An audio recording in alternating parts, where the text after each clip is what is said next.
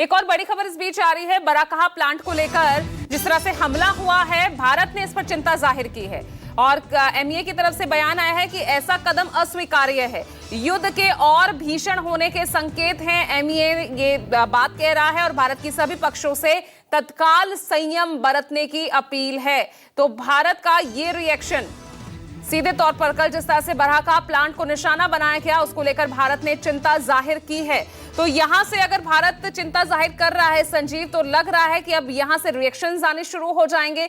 अब भारत जिस तरह से आरोप लगातार ये लग रहा था कि भारत ने जो खामोशी इस वक्त ओढ़ ली है, क्या वो छटती दिख रही है? देखिए, हमारी जो अपनी परिस्थितियां हैं वो हमारे अपने स्टैंड को तय करती हैं। हमारी जो परिस्थितियां हैं आज की तारीख में वो क्या है? हमारी परिस्थितियां ये हैं कि अर्थव्यवस्था में एक बहुत बड़ा कंपन, बहुत बड़ा झटका इस युद्ध की वजह से हम अनुभव कर रहे हैं। आज की तारीख में जो आप पेट्रोल और डीजल की कीमतों में 3 रुपये की बढ़ोतरी से राजनीतिक बवेला देख रही हैं, ये तो कुछ भी नहीं है। ये तो ऐसा है जैसे कि बस आपको एक संदेश दिया गया है, क्योंकि हकीकत तो ये है कि करीब 50% दाम बढ़ चुके हैं क्रूड ऑयल के। और क्रूड ऑयल तक ही अपने आप को सीमित मत रखिए, अमोनिया के और यूरिया के जो दाम हैं वो तो 65% तक जा चुके हैं।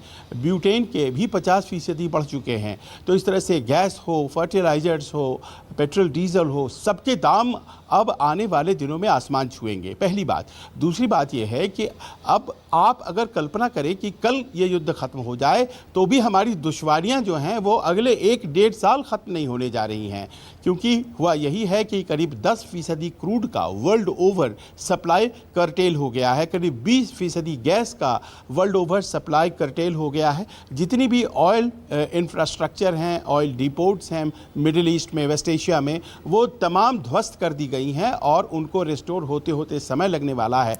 तो हमारी जो एनर्जी प्राइसेस हैं, एक ऐसे कंट्री के लिए जो 80% से ज़्यादा इंपोर्ट करता है, वो अनावश्यक रूप से बढ़ा दी गई हैं। हम भारतीयों की उसमें कोई गलती नहीं है। अब दिक्कत का एक दूसरा पहलू ये भी है कि हमारी सरकार, और या कोई भी सरकार इस वक्त होती केंद्र में, तो वो जो शील्ड करने की कोशिश करती है जनता को और प्राइस एडजस्टमेंट्स करती है, इससे जो विदेशी निवेश होता है वो इसे शक की नज़र से देखता है। उसे ये लगता है कि जो प्राइस एडजस्टमेंट्स हैं ये मुझे मुनाफा नहीं देंगी, तो यहाँ से फॉरेन जो इन्वेस्टर्स हैं उनकी फ़्लाइट शुरू हो गई है, वो निकलना शुरू हो गए हैं।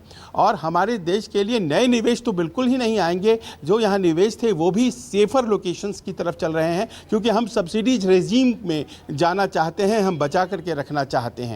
तो इन परिस्थितियों में हम आखिर आए क्यों? इसलिए आए हैं कि 2 देश दुनिया के तय करते हैं कि 28 फरवरी को लड़ाई शुरू हो जाए। लोगों का आकलन था कि 6 वीक तक मान लीजिए कि ये लड़ाई चलेगी और उसके बाद अपने आप लोग लौट जाएंगे, लेकिन देखिए 11वां सप्ताह चल रहा है।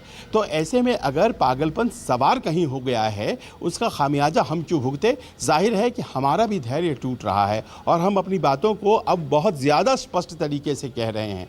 बातचीत आखिरकार होनी ही होनी है। जो भी अभी तक प्रयास हुए हैं वो बातचीत के ही हुए हैं।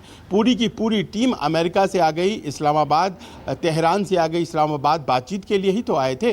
भारत बार बार कह रहा है कि बातचीत करिए और युद्ध में ज़्यादा देर न रहिए, लेकिन पता नहीं कौन सा फितूर सवार है जो अमेरिका और ईरान को इस युद्ध को रोकने में कहीं ना कहीं रोक रहा है। अब सवाल यहाँ पर ईरान का बहुत ज़्यादा है। ईरान के पास आज की तारीख में जो मुश्किलें हैं उसकी तो कल्पना नहीं की जा सकती है, लेकिन वहाँ न लोकतंत्र है, न प्रेस है, न इंटरनेट है। आप जानती नहीं हैं वहाँ के बारे में, बहुत स्पष्ट है। ये बात अपने आप में समझी जा सकती है कि अमेरिका को इस बात का बहुत ही ज़्यादा इल्म है कि बड़ा नुकसानदेह वॉर है, लेकिन एक बहुत बड़ा पॉलिटिकल रिस्क ले रहे हैं। कांग्रेसनल इलेक्शंस मिड नवंबर में होनी है। ट्रंप फिर भी आगे बढ़े चले जा रहे हैं, क्योंकि शायद उन्हें उनके कैलकुलेशन में लगता है कि बहुत ख़तरनाक होगा अगर परमाणु हथियार बनाने से ईरान को नहीं रोका गया। और इस तरह से अगर टोल कलेक्ट करने की बात आ रही है, बाब अल मंदेब में भी टोल कलेक्ट करने की बात आ रही है, तो ये तो पूरा ऊर्जा संकट जो है वो और बढ़ जाएगा अगर युद्ध आज की तारीख में ईरान के हिसाब से ख़त्म हो जाता है। तो ऐसी परिस्थितियों में मुझे लगता है कि वो देश जो तटस्थ थे, और उसमें भारत भी है, एक स्टैंड लेना होगा। देखिए, प्रधानमंत्री हमारे गए यूएई और उनके निकलते ही वहाँ हमला हो गया। अब ये तो बहुत स्पष्ट हो गया कि इसी तरह से प्रधानमंत्री इजराइल गए थे और वहाँ से निकले, उन्होंने वहाँ पर फिर से वो हमला कर दिया। तो हमारे हाथों में बहुत चीज़ें नहीं हैं, लेकिन ये ज़रूर है कि एक मॉरल वॉइस है और उस हिसाब से हम अपनी बातें आगे आने वाले दिनों में और मुखर रखेंगे, इस बात की संभावना ज़्यादा है। जी चलिए ठीक।